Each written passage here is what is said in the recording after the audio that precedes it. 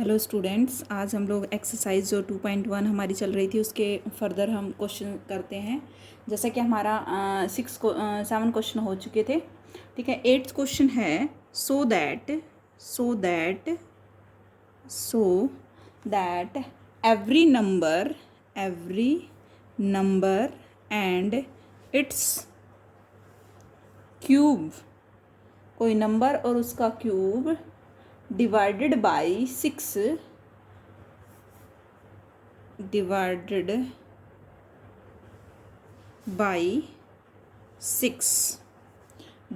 by 6 by leave the same remainder। ठीक है, reminder ये हमें प्रूव करना है। तो कैसे प्रूव करेंगे इसको हम? देखो भाई, कोई भी नंबर है, every number and it's cube, कोई भी नंबर है, मान लो n है, उसका क्यूब और वो नंबर। तो मैंने उसको ऐसे लिख लिया भाई, कोई ना कोई तो कैलकुलेशन करेंगे तो निकल के आएगा, ये ग्रेटेस्ट रहेगा, ये आपका लिस्ट रहेगा। तो मैंने इसको इसमें से सब्ट्रैक्ट कर दिया। इसको हम कैसे लिख सकते हैं? n into n square minus 1। इसको कैसे लिख सकते हैं? n minus 1 into n plus 1। तो देखिए, मैं इसको ये लिख सकती हूँ n माइनस 1 के बाद n और इसके बाद n प्लस 1। यानी कि अगर ध्यान दें तो ये क्या है, हमारे 3 कंसेक्टिव नंबर है ना। और आपको पता होगा आर कंसेक्टिव नंबर्स जो होते हैं वो आर फैक्टोरियल से डिवाइड होते हैं। तो यहाँ पे 3 consecutive number divisible by 3 factorial यानी कि 6, और यही हमें प्रूव करना था। ठीक है, यानी कि 6 डिवाइड्स n की क्यूब माइनस n। ओके, अब हम इसको कैसे लिख सकते हैं? बाय डेफिनेशन n की cube congruent to n modulo 6। और आपको पता है जब भी हम a congruent b modulo m लिखते हैं, तो उस केस में जो a और b है वो हमेशा जो रिमाइंडर लीव करते हैं वो सेम करते हैं जब वो m से डिवाइड्स होते हैं। ठीक है, ये इसकी करेक्टरिस्टिक है। तो आगे देखिए, नेक्स्ट क्वेश्चन हमारा 9th क्वेश्चन है। हाँ भाई, इसमें से जो भी आपके प्रॉब्लम में रहते हैं वो क्वेश्चन आप मुझे व्हाट्सएप के थ्रू सेंड कर दें ताकि मैं आप लोगों को सॉल्यूशन दे दूँ। ठीक है, नेक्स्ट क्वेश्चन है a की पावर n कॉन्ग्रेंट है, प्रूव दैट a की power n congruent a modulo a minus 1, जहाँ पे a क्या है आपका ग्रेटर देन 1 है। क्वेश्चन नंबर 9 है। ठीक है, अब देखिए, आपको जैसे कि पता है अभी हमने किया था a की पावर n माइनस ए को मैं लिख सकती हूँ a इंटू ए की पावर n माइनस 1 माइनस 1। बताइए यही। ठीक है, a कॉमन निकालिए इसमें से। अब इसको क्या लिख सकते हैं? a इंटू ए की पावर n माइनस 1 माइनस 1 की पावर n माइनस 1 लिख देंगे तो कोई दिक्कत नहीं है। ठीक है भाई, यहाँ तक भी। अब इसको हम क्या लिख सकते हैं? a into a minus 1 into में a की power n minus 2 plus a की power n minus 3 up to last क्या आएगा हमारे पास? 1 की पावर n माइनस 2। ठीक है भाई, ये हमने खोल दिया। जैसे a cube minus b cube का फॉर्मूला a4 माइनस b4 का, इस तरह से हमने ये फॉर्मूला खोल दिया इसके अंदर। ठीक है, तो ये आ जाएगा आपके पास। जैसे आप इसको अंदर डालोगे ना a माइनस 1 को, क्योंकि इसका एक फैक्टोरियल एक रूट तो a माइनस 1 जरूर बनेगा, क्योंकि देखो a को 1 पुट करके देखो ये सेटिस्फाई कर रहा है। तो बाद में फर्दर आप ऐसे लिख सकते हो इसको। ठीक है, बाकी की जो टर्म्स हैं उनको। तो ये आ गया, यानी कि क्या है यहाँ से an minus A is divisible by a minus 1 दिखाई दे रहा, क्योंकि a माइनस 1 अगर प्रोडक्ट में, तो मैं ये बोल सकती हूँ ये नंबर इससे जरूर डिवाइड होगा। ठीक है, यानी कि a minus 1 divides a n minus a, और a n congruent to a modulo n minus 1 a minus 1। ध्यान रखना, जब भी आपको इस तरह की चीज़ प्रूव करनी हो तो इन दोनों का जो डिफरेंस है वो अगर a माइनस 1 से डिवाइड हो जाएगा तो इस फॉर्मेट में आप इसको लिख पाओगे। ठीक है भाई, आगे देखिए, नेक्स्ट क्वेश्चन है। नेक्स्ट है 10th क्वेश्चन है, if a congruent b modulo m, a congruent b modulo m है और a congruent b modulo n, जहाँ पे m और n की GCD 1 है, तो a congruent b modulo mn, ये आपको प्रूव करना है। बिल्कुल सिंपल सा प्रूफ है। a congruent b modulo m से मैं लिख सकती हूँ m डिवाइड करेगा a माइनस बी को, यहाँ से मैं लिख सकती हूँ n डिवाइड करेगा a माइनस बी को, बिल्कुल लिख सकते हैं भाई, ठीक है। जबकि हमारे पास m और n की जो जीसीडी है वो 1 दे रखी है। It means that m n are coprime, definition लगा दो, को प्राइम नंबर क्या होते हैं, ठीक है, जिनकी जीसीडी 1 आए, ठीक है। देयरफॉर अब इन दोनों की प्रोडक्ट करेंगे तो वो भी डिवाइड करेगा a माइनस बी को। ये प्रॉपर्टीज़ है जो नंबर थ्योरी के, जो हमने स्टार्टिंग वाला चैप्टर किया था ना फर्स्ट, उसमें सारी डेफिनेशंस है। तो यहाँ से क्या लिख पाओगे, a congruent b modulo m n लिख पाओगे, ठीक है भाई, ये आ जाएगा, प्रूव हो गया। नेक्स्ट है a congruent b modulo m है, n b को D, a congruent b modulo 11 question है ये, ए कॉन्ग्रेंट बी मोडुलो एम है, जहाँ पे एम आपका ग्रेटर देन 0 है और एन एम को डिवाइड करता है। तो प्रूव करना है a congruent b modulo n b हो जाएगा। देखो ध्यान से, हमें प्रूव करना है कि एन डिवाइड कर जाए ए माइनस बी को, तो हम इस फॉर्मेट में इसको लिख पाएंगे। ए कॉन्ग्रेंट बी मोडुलो एम का मीनिंग बताओ भाई, ये होगा, ठीक है। जबकि एन हमारा एम को डिवाइड करता है, तो देखो ए बी को डिवाइड करता है, बी सी को डिवाइड करता है, देन ए डिवाइड सी, तो वो फॉर्मेट यहाँ पे लगा देंगे। एम डिवाइड करता है किसको, एन डिवाइड करता है एम को, और एम डिवाइड करता है ए माइनस बी को। This implies that n divides a minus b, ये आ जाएगा हमारे पास।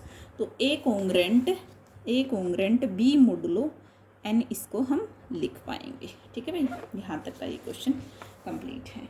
नेक्स्ट है आपके पास सिमिलरली 12 क्वेश्चन है, सेम है वो, तो आपको एडिशन करना है, कर लोगे, 12th क्वेश्चन बिल्कुल सेम है। नेक्स्ट है, ये भी शायद आपके उसमें होगा, a congruent b modulo m, तो सेम प्रॉपर्टी से हम इसको अगर मल्टीप्लाई करें, if and only if a x congruent b x modulo m, ये शायद उसमें बुक में भी होगा तुम्हारी थ्योरम में, ठीक है। इसको भी करवा देती हूँ। देखो ये रिजल्ट लगभग आपको सभी प्रूव करने हैं, ठीक है। A congruent b modulo m का क्या मीनिंग है भाई, a congruent b modulo m, यानी कि एम डिवाइड करेगा ए माइनस बी को। This implies that m x divide करेगा, सेम से ऊपर भी मल्टीप्लाई कर दो, नीचे भी कट जाएगा भाई, डिवाइड में आ जाएगा, ठीक है। ओके आगे बढ़ो, तो यानी कि एम एक्स डिवाइड कर गया a x minus b x को, तो लिख दो भाई a x congruent b x modulo m x. अब इसका रिवर्स लेके चल सकते हो, वहाँ से इसको कैंसिल आउट कर देना, ठीक है भाई। तो कहने का मीनिंग है आपकी एक्सरसाइज 2.1 खत्म होती है और अब हम स्टार्ट करते हैं एक्सरसाइज 2.2, जिसमें क्या है, एक्सरसाइज 2.2 में जो कॉन्ग्रेंस के हैं वो सॉल्यूशन निकालने हैं भाई, ठीक है। तो कॉन्ग्रेंस के सॉल्यूशन निकालने हैं हमें, 1 मिनट भाई। हाँ भाई स्टूडेंट्स आगे देखिए, अब लीनियर कॉन्ग्रेंस पढ़ते हैं हम। लीनियर कॉन्ग्रेंस क्या होता है, ठीक है। अब लीनियर कॉन्ग्रेंस क्या होता है कि an expression of the form, अगर कोई भी एक्सप्रेशन इस फॉर्म में है, a x congruent b modulo m, जहाँ पे ए आपका नॉट इक्वल्स टू 0 रहेगा, modulo m is called linear congruence modulo m, इसको हम क्या बोलेंगे, लीनियर है, ठीक है भाई। क्वाड्रेटिक भी आएगा नेक्स्ट में, तो यहाँ पे इतना ध्यान रखें। अब देखिए कोई भी इंटीजर है, लीनियर कॉन्ग्रेंस हो गया भाई। अब यहाँ से ना हमें इसके सॉल्यूशन निकालने, तो ये थ्योरम्स इतनी ज़्यादा इंपॉर्टेंट नहीं है कि एक्स नोट अगर इसका सॉल्यूशन है a x is equal to b modulo m का, x1 कोई भी इंटीजर है, x1 congruent x naught modulo m, then अगर इस तरह से लिखा जाए, कोई भी x1 पॉजिटिव इंटीजर है और इस तरह से लिखा जाए, तो x1 भी ऑटोमेटिक क्या हो जाएगा, इसका सॉल्यूशन हो जाएगा, ठीक है। तो जो मेन चीज़ें हैं हमें जो याद रखनी है वो देखिए, द लीनियर, ये सारी एक बार तो आपको पढ़नी है, ठीक है। इनके प्रूफ पढ़ने की जरूरत नहीं है, लेकिन एक बार ये रिजल्ट कि भाई a x congruent b modulo m है, a is not congruent to 0 modulo m has a solution if and only if a m की जो जीसीडी है वो डिवाइड करे बी को। नेक्स्ट रिजल्ट है ए एम की जीसीडी अगर डी है, डी बी को डिवाइड करता है, तो लीनियर कॉन्ग्रेंस इस तरह से लिखा जाएगा, एग्जैक्टली डी सॉल्यूशंस, ठीक है। एक ये वाली स्टेटमेंट आपको अच्छे से याद रखनी है, ठीक है। उसके बाद है ए एम की जीसीडी 1 है, ए और एम इसका मतलब क्या है, वो को प्राइम है, तो prove that linear congruence has a unique solution. Unique solution याद रखना भाई, अगर ए और एम की जीसीडी 1 आती है, ठीक है, यानी कि को प्राइम होते हैं, तो जो लीनियर कॉन्ग्रेंस है इसका सॉल्यूशन कैसा होगा, यूनिक होगा भाई, ठीक है। तो मैं अब आपको क्वेश्चन कराती हूँ जो वहाँ से आपको समझ में आएंगे। ये वर्किंग रूल है, एक बार इनको 1 बाय 1 करके सबको पढ़ना है कि right this if GCD is d then verify divide the congruence is equal to so that this is, ठीक है। एक बार इनको केस है कि भाई ए लार्ज हो, फिर केस है एम लार्ज हो, ए और एम दोनों लार्ज ना हो, क्योंकि हमारे पास बहुत बड़े बड़े क्वेश्चन भी आएंगे। ऐसा नहीं है स्टार्टिंग में हमें छोटे क्वेश्चन मिलेंगे, फिर हमें बड़े क्वेश्चन मिलेंगे, ठीक है। तो मैं एक क्वेश्चन कराती हूँ एक्सरसाइज का। एक्सरसाइज का फर्स्ट क्वेश्चन है कि 66 कॉन्ग्रेंट 8 मोडुलो 78, क्या करना है इसका भाई? Do the following congruence poses A solution. क्या इसका सॉल्यूशन एग्जिस्ट करेगा भाई? तो हमें पता है कि AX congruent B modulo M के पास अगर सॉल्यूशन होगा ना, तो देखो आप यहीं से भी याद रख सकते हो कि इफ़ मान लो मैं ये कहती हूँ कि D जो GCD है A और M की जो भी आती है ना वो डिवाइड करे B को, ये कंडीशन तो मस्ट है भाई, ठीक है।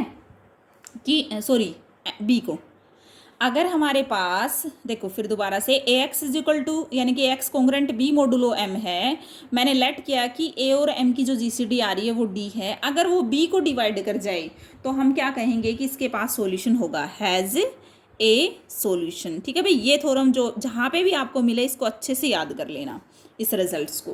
तो यहाँ पे भी हम यही चेक करके देते हैं भाई, देखो डी क्या आएगा, ए कहाँ है भाई, ए देखो कहाँ पे है, ए हमारा 66 है और बी हमारा एम हमारा क्या है 78 है। अब 66 और 78 की अगर आपको GCD निकालनी हो तो आप ऐसे निकाल सकते हो, 1 पे जाएगा 12 5 60,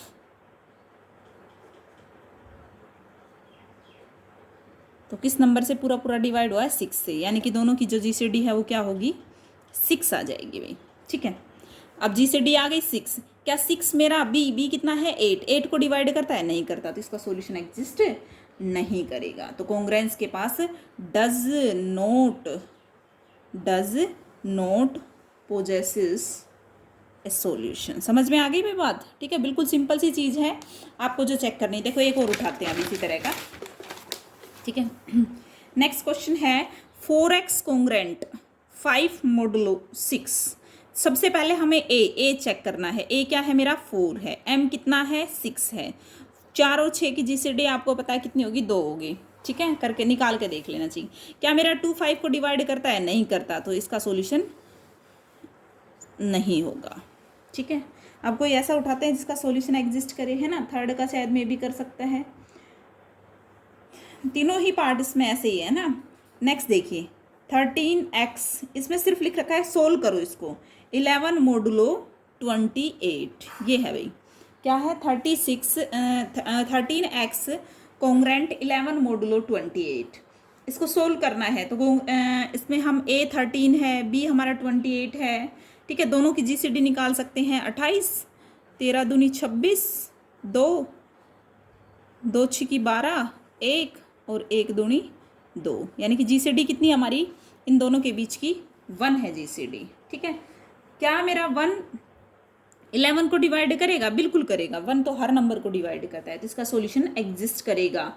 और देखो ध्यान से, एक मैंने एक रिजल्ट बताया था, अगर A और M की GCD 1 आती है, अगर A और M की GCD 1 आती है और वो उसको B को डिवाइड करता है, उस केस में जो सॉल्यूशन होगा वो कैसा होगा, यूनिक सॉल्यूशन होगा, ठीक है। अब वो सॉल्यूशन भी आप निकाल सकते हो, कैसे, 13x की वैल्यू निकालनी है भाई यहाँ से, कॉन्ग्रेंट 10 मोडुलो 28, ये आपको दे रखा है, क्या है 10 मोडुलो 28। इसको मैं ये भी लिख सकती हूँ 0 कॉन्ग्रेंट, ये अपनी तरफ से लिखना है भाई, हमेशा ध्यान करके कि 28 की टेबल में ऐसा नंबर जो 28, इसको यहाँ तो 0 लिख देंगे ताकि 224 में से 0 गए तो, ठीक है, तो आपके पास यही आए, तो मोडुलो 28 करके देख लो, 224 को 28 से भाग चला जाएगा, कितने पे जाएगा ये, 3 8 24, नहीं 7 8 56, 8 8 64, हाँ 8 पे चला जाएगा, ठीक है। अब देखो अब इनको ऐड कर दो भाई, 13x प्लस 0 तो ये आ जाएगा 234 मोडुलो 28, ठीक है। अब यहाँ से अगर मैं 13 से भाग हो रहा है, ये बिल्कुल हो रहा है भाई, है ना, 13 एकम 13 और 13 8 104, तो x कॉन्ग्रेंट आ गया मोडुलो 28, ठीक है। Is the solution. अब यूनिक सॉल्यूशन था तो यही मिलेगा। देखो ये चीज़ें तो आपको करनी पड़ेगी। 28 का कोई भी यहाँ पे जरूरी नहीं है 224, लेकिन आप देखना स्टार्ट करोगे ना कोई भी रखना तो यहाँ पे यही आएगा आपके पास। अब हमें देखो ये भी ध्यान नहीं रखना कि भाई चलो मान लो मैं यहाँ पे 28 दूनी 56 भी कर सकती थी, वो भी भाग हो रहा, लेकिन हमें ऐसा नंबर लेना है कि वो जाके बाद में किससे 13 से भी डिवाइड हो, ताकि हमारे पास एक्स की वैल्यू आए। इस बात का आपको ध्यान रखना है, ठीक है।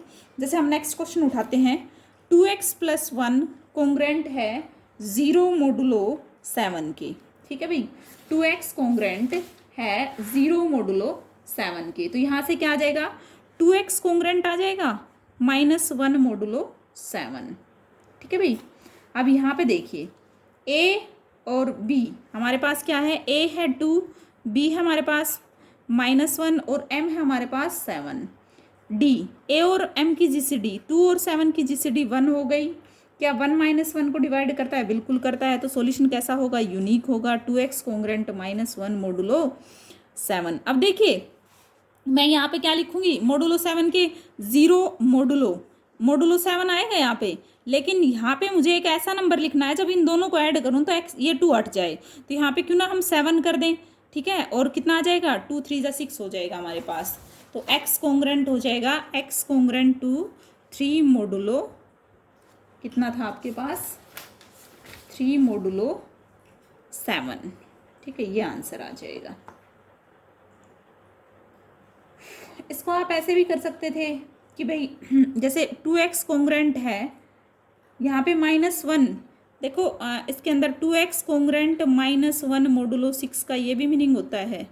मोडुलो 7 का -1 को हटाना चाहें तो यहाँ पे 6 आ जाएगा रिमाइंडर, ठीक है, क्योंकि 7 एकम 7 करेंगे तो -1 ही बचेगा, ठीक है। इसको ऐसे भी लिख सकते हो। और इसको फिर मैं फर्दर क्या लिख सकती थी भाई, जैसे x कॉन्ग्रेंट लिख सकती थी 3 मोडुलो 7 के, मोडुलो 7 के, क्योंकि 2 और 7 की कितनी जीसीडी है। देखो ये हम कब डिवाइड कर पाएंगे भाई, ध्यान रखना, ये हमेशा ऑटोमेटिक नंबर डिवाइड हो जाता है अगर a और m की जीसीडी, a और m की जीसीडी 1 होना तो इस नंबर से सीधा डिवाइड कर दिया करो, अगर पूरा पूरा भाग जा रहा तो, वरना हम नहीं कर सकते इसको। सिर्फ तभी उसी केस में कर सकते हैं जब a और m की जीसीडी क्या हो, 1 हो, ठीक है। नेक्स्ट क्वेश्चन आपको सोल्व करना है।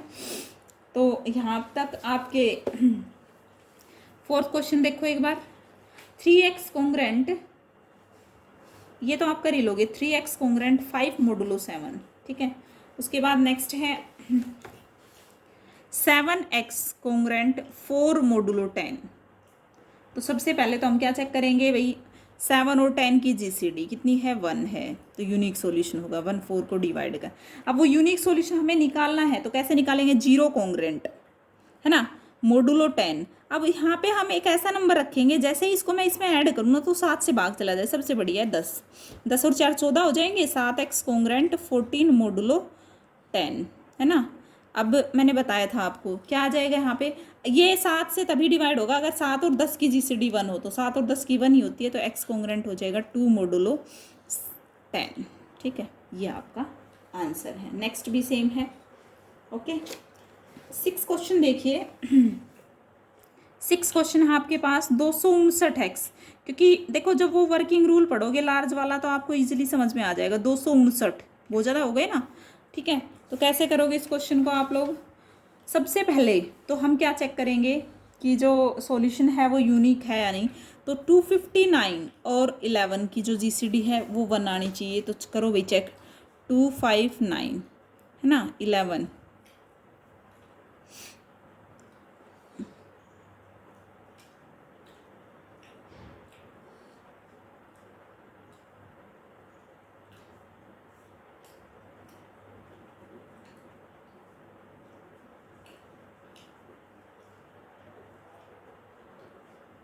तो दोनों की जीसीडी कितनी आ गई, 1।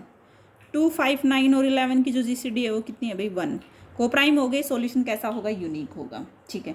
अब इसको थोड़ा सा हम तोड़ते हैं। 259 को अगर 11 का कॉन्ग्रेंट है वो लिख रखा है तो हम इसको ऐसे लिख सकते हैं, 11 का कितनी बार ये पूरा पूरा भाग जा रहा है, देखो 23 बार, ठीक है। और कितना रिमाइंडर लीव किया इसने, रिमाइंडर लीव किया इसने 6 बचा इसके पास, ठीक है। इसको ऐसे लिखेंगे, 259 - 6 = 11.23, है ना। यानी कि यहाँ से क्या निकला आपके पास कि therefore 259 is equal to 6x modulo 11, ऐसे लिख सकते, छोटा कर दिया थोड़ा सा, है ना।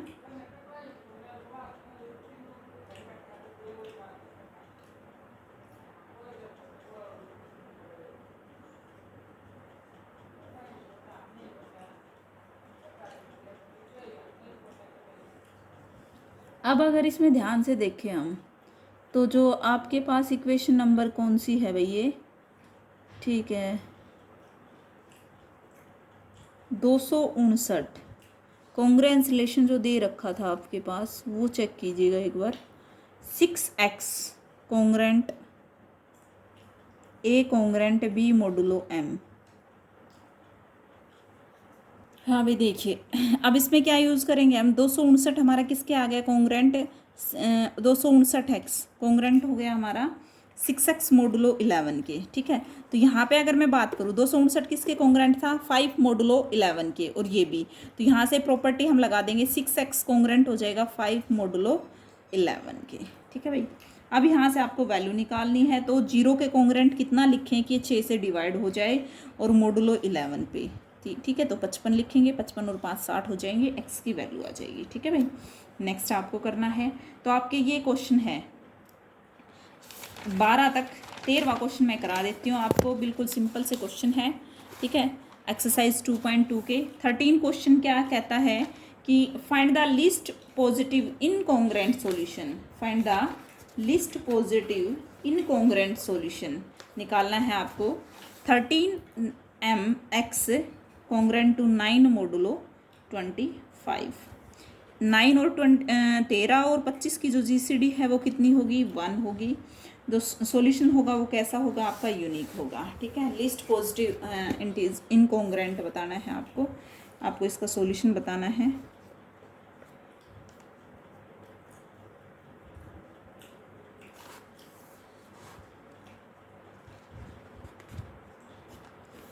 कैसे भैया आपको सेम करना है, 13 और 25 की जीसीडी 1 है, तो मैं इसको देखो एक प्रॉपर्टी क्या कहती है, into 25n is equal to 1 लिख सकते हैं, ठीक है। तो यहाँ पे जीसीडी हमारी क्या है, 25 किसके बराबर आ जाएगा, 13। अब नंबर तो हमारे पास क्या था, 25 था, है ना, तो कितना लिखेंगे 13 1, और हमारे पास क्या आ जाएगा 12, ठीक है, ये आ जाएगा हमारे पास, ठीक है। 25 को हमने ऐसे लिखा, अब देखो 13 को कैसे लिखेंगे, 13 हम लिख सकते हैं 12.1 + 1, और 12 को कैसे लिखेंगे 12.1, ठीक है। यानी कि हमारा डी क्या आ जाएगा, यहाँ से 1 है, और D1 को हम लिख सकते हैं 13 - 12.1, ठीक है। अब ये प्रोसेस मैंने आपको बिल्कुल सीधा पीछे बताया था कि कितना ये जो M और N है ये कैसे आएंगे आपके पास, तो इनको आप इजीली कर सकते हो, ठीक है। उसके बाद क्या था कि जो आपका 13x कॉन्ग्रेंट है 9 मोडुलो 25, तो यहाँ से आपको x की वैल्यू देनी है, तो या तो फिर आप 0 कॉन्ग्रेंट करके निकालो, या फिर आप 13x के कॉन्ग्रेंट कोई और x निकाल दो और वो आपस में कॉन्ग्रेंट हो जाएंगे, ठीक है। तो यहाँ से आप निकाल सकते हो ऐसे मोडुलो 25, तो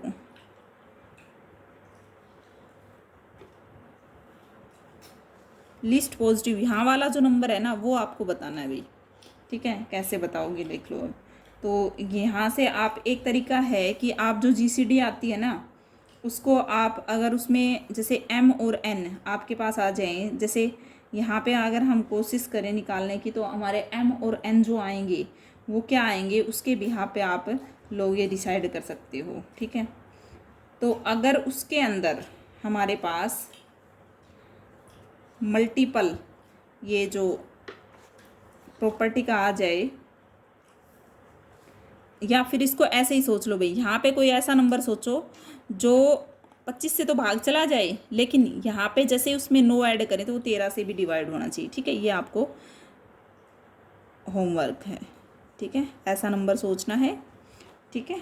तो जो ये आपके पास नेक्स्ट है, जैसे 13x कॉन्ग्रेंट है 3 मोडुलो 47 पे, ठीक है। वही है आपका सॉल्यूशन यूनिक है, लेकिन आपको ज़ीरो कॉन्ग्रेंट ऐसा लिखना है मॉडुलो 47 पे जो किससे भाग चला जाए 3 जोड़ने पे, ठीक है। तो 2 7 से 14, यहाँ पे रखा मैंने 517, कितने हो गए 520, और 520 13 चौको 52, ठीक है भाई।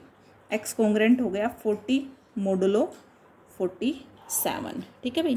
तो ये एक्सरसाइज आपकी कंप्लीट है 2.2, आप इसको करोगे और कल हम 2.3 करेंगे। और ये चैप्टर फिनिश होने के बाद देखिए फर्स्ट सेकंड से आपका एक क्वेश्चन हो जाएगा, ठीक है। वहाँ से हमने 7 से लेके कितने तक कर लिए 11 तक चैप्टर हमारे कंप्लीट है, कोई भी चैप्टर नहीं रहता, कोई भी एक्सरसाइज नहीं रहती। वहाँ से 7 8 9 से आपका 2 क्वेश्चन हो रहे हैं, और 10 11 से आपके एक क्वेश्चन हो रहा है। एक 12th रहता है, वहाँ से भी एक क्वेश्चन, मतलब 10th 11th 12th भी कर लेंगे तो यहाँ से भी आपके 2 क्वेश्चन कंप्लीट हो जाएंगे। 2 4 5 टोटल आपके पास 9 क्वेश्चन आएंगे। 9 में से आपको कोई भी 3 करने हैं, ठीक है। तो हमारे 5 तो अब तक हो चुके। अब हम सेकंड चैप्टर खत्म करने के बाद हम 4th चैप्टर स्टार्ट करेंगे। फरमाट विल्सन ये थ्योरम नहीं करेंगे, हम 4th चैप्टर स्टार्ट करेंगे, ठीक है। Okay, thank you.